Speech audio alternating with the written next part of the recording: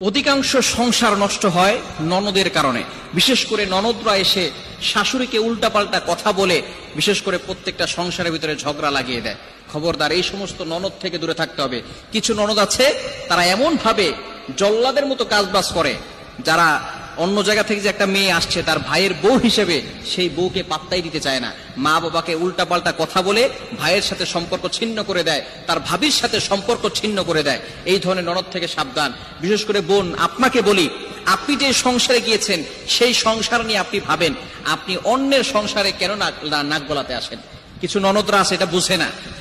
আপনাকে সবসময় খেয়াল রাখতে হবে, বাবা বাড়ির কথা শ্বশুর বাড়িকে বলা যাবে না, আর শ্বশুর বাড়ির কথা বাবার বাসায় বলা যাবে না। বুদ্ধিমতী যে সমস্ত নারীরা আছে তারা বাবার বাড়ির কথা শ্বশুর বাড়ি বলে না, আর শ্বশুর বাড়ির কথা বাবার বাড়ি বলে না। কেননা বাবার বাড়ির কোনো কথা যদি শ্বশুর বাড়িতে বলা হয়, যখন ঝগড়া লাগবে তখন কিন্তু তাদের ননদরা কিন্তু খোঁটা দিয়ে বলবে, তোমার ভাইয়ের সাথে তো তোমার সম্পর্ক ভালো নাই, তুমি তোমার ভাবির সাথে সম্পর্ক করে থাকতে পারো নাই। সুতরাং এই জন্য আমাদেরকে সতর্ক থাকতে হবে।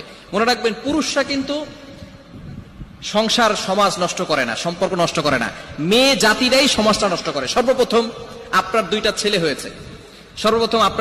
হয়েছে, একটা মেয়ে হয়েছে, অথবা দুইটা মেয়ে হয়েছে একটা ছেলে হয়েছে। দেখবেন আপনার স্ত্রী সেই মেয়েটাকে বেশি ভালোবাসবে না, ছেলেদেরকে বেশি ভালোবাসবে। এই যে মেয়েদের ভিতরে গন্ডগোল, ছেলে হয়েছে ছেলেকে বেশি ভালোবাসে, মেয়েকে বেশি। অধিকাংশ সংসার